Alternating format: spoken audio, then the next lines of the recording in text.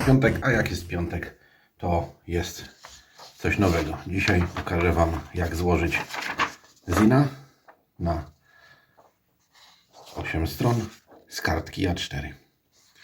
Pierwsza rzecz, składamy kartkę na pół.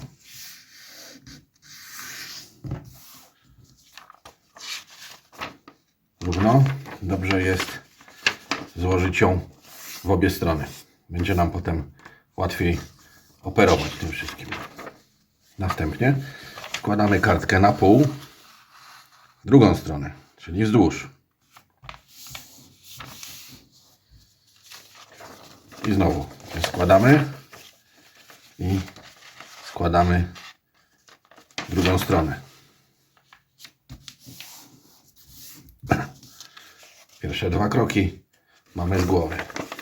Najpierw na pół, a potem znów na pół. Teraz będzie trudniej. Uważajcie. Składamy dłuższe boki do środka.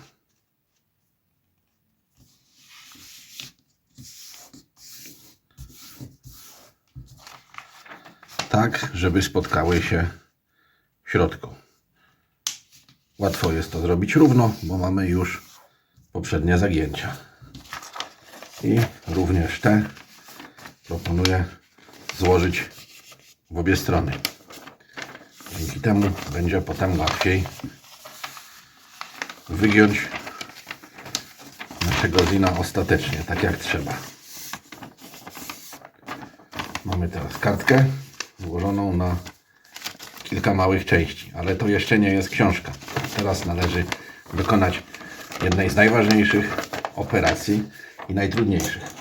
Jeżeli macie mało lat, to proponuję, żebyście poprosili o pomoc rodziców. Potrzebny jest ostry nóż i linijka.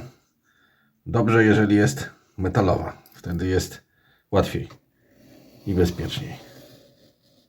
Przecinamy kartkę od pierwszego do ostatniego bocznego złożenia przez środkowe złożenie na tym podłużnym. W ten sposób mamy w środku kartki dziurę.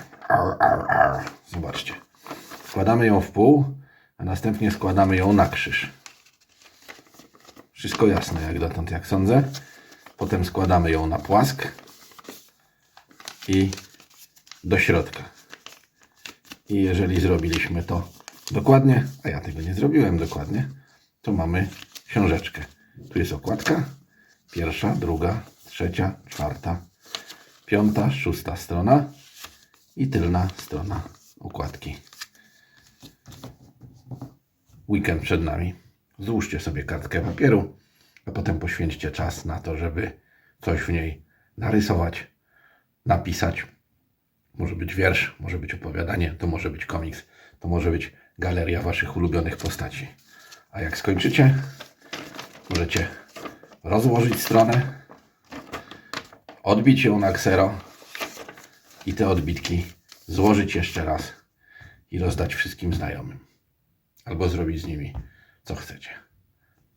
Życzę przyjemnego weekendu.